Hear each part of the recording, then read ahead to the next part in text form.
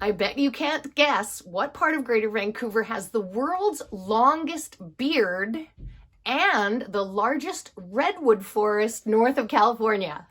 Stay tuned. Hi everybody, welcome or welcome back to the Real Justine Priestley channel. I am the Real Justine Priestley, your local realtor with a twist here in Greater Vancouver. This video is all about Surrey, BC, and I'm gonna break it down into 7 different areas. By the end of this video, you're gonna feel like you know Surrey like the back of your hand. So just go ahead and smoosh the like.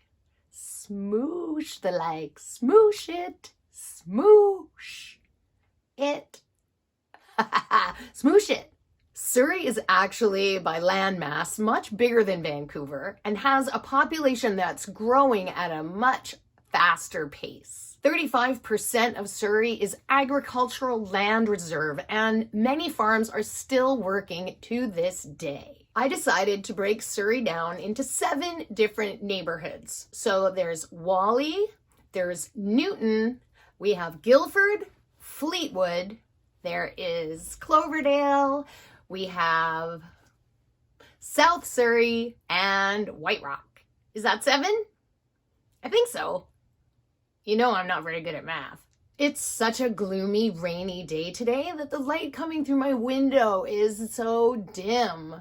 That's why the lighting's funny in this video, you guys. Just saying. Let's talk about Whalley. Whalley is the only section of Surrey that has a skytrain going through it. There are 4 stops. Gateway, Scott Road, Surrey Central, and it ends at King George Station, which is right near the city center shopping mall, which is a huge complex, which also includes an office tower and Simon Fraser University. 20 years ago, Whalley was a bit of a wasteland, but there's been so much development now, and it's a great place to invest. Big apartment towers are going up every day. It's a really fast developing neighborhood. Property values always go up around SkyTrain stations.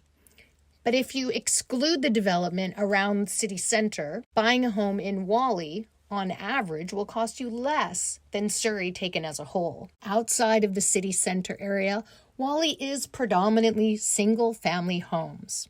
And y'all know I like the older ones. That's what you're seeing mostly here. Often in these lovely subdivisions, it's easy to tell the era where most of these homes were built. Can you guess? Surrey itself has one of the largest school districts in the province, and Whalley, just like all the other areas, has plenty of schools to choose from, including a school called Our Lady of Good Counsel, which is an independent school from kindergarten to 9th grade. It ranks in the 96th percentile in the province. Like everywhere in Surrey, there are plenty of green spaces in Whalley, including Holland Park, Bear Creek Park, Green Timbers, and the Whalley Athletic Park. I love this historically protected 1949 cafe. I think they're going to move it because it's in the middle of a construction site right now. Saved in 1998, this beautiful 1925 craftsman-influenced house is one of the only things that remains in an area that used to be residential and is now completely industrial. Fleetwood is a small little area that's mostly residential and mostly high-density townhomes. Fleetwood has an interesting history where a sister lost her beloved brother in World War I, and the Fleetwood Community Center has a statue honoring the late brother. That's cute. And check out the original community center, a 1930s schoolhouse. One of my favorite things about Fleetwood is that it has Surrey Lake Park, which is a man-made lake, and according to their website, you can find frogs, ducks, eagles, salmon, and deer in the park. And we also have the Freedom Dog Park. That means no leashes for your 4-legged friends. Good news for all you Fleetwood homeowners, the SkyTrain is coming. Projected to be completed in the next 3 to 5 years. Like I said, Fleetwood has seen a lot of development recently, mostly in the form of townhomes, There are very few apartments or condos that you could buy, and costs for buying a home are roughly on par with Surrey averages. Please remember that if you're buying new or almost new, all developers are not created equal. If you need to go shopping in Fleetwood, you'll go to Fleetwood Park Village, which is a cute little collection of sort of high street shops. Or you can go to Fleetwood Centre, which is a small shopping mall. Many schools to choose from, of course, but schools of note are Morgan Elementary, which is a public school. It's kindergarten to 9th grade, and it ranks in the 85th percentile of the province. Also high ranking is Fleetwood Park Secondary, which is grades 8 through 12. Cloverdale is the official birthplace of Surrey. It's the oldest part of the area. Cloverdale retains some of its cute streets in the old part of town where many films and commercials are shot. There is the old Cloverdale train station and the Municipal Hall circa 1912. Also, the official City of Surrey Museum. We also have an antique truck museum. One of the biggest rodeos in Canada happens here in Cloverdale, the Cloverdale Rodeo. And of course, we have the Stetson Bowl.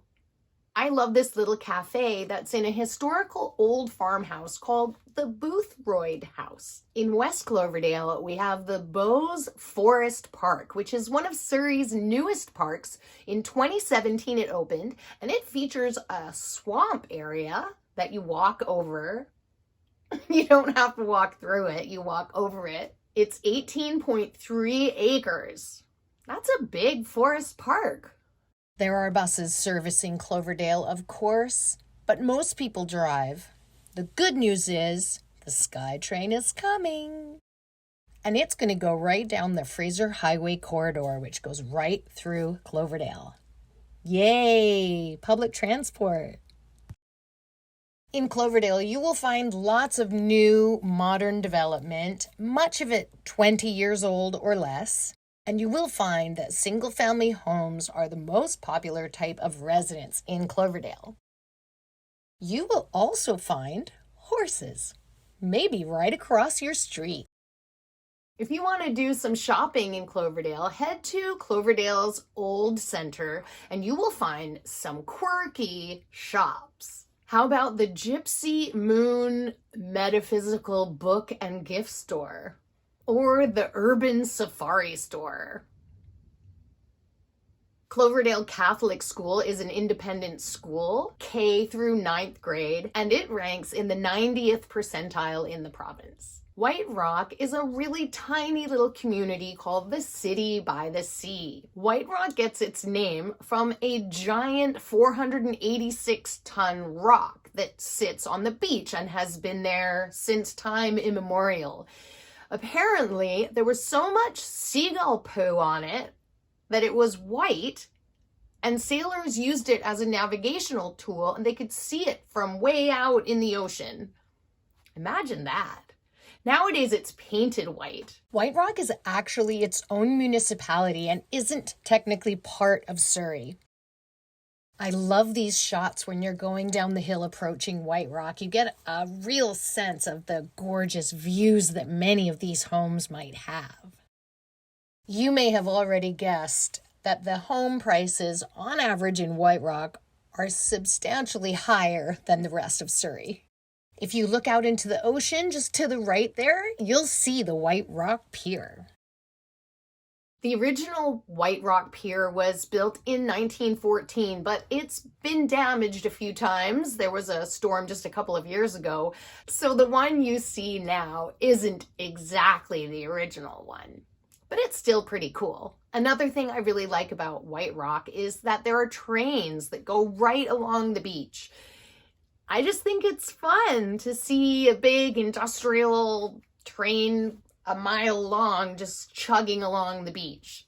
White Rock has the Spirit of the Sea Festival every summer. Well, maybe not last summer. And also the Tour de White Rock, which of course is a cycling race. There are all kinds of cute restaurants and shops right along the promenade by the beach itself. Mostly local shops. You won't find any Starbucks or The Gap here in White Rock. Ruth Johnson Park is White Rock's biggest park. It's 80 acres. Like most of Surrey, White Rock is serviced by lots of buses, but mostly people drive. Commuting into Vancouver proper from White Rock is not a very doable thing, in my opinion. Most people who live here have their lives based around White Rock or South Surrey. As you can clearly see, sun-drenched, beachfront dream properties abound in White Rock, as do mansions on the hill with incredible views. You can still find some cute old original bungalows, but even if they're old, they ain't cheap. Sheer land value alone in this area will probably get you up close to about $2 million. White Rock has 2 public elementary schools and 2 independent schools, 1 middle and 1 high school.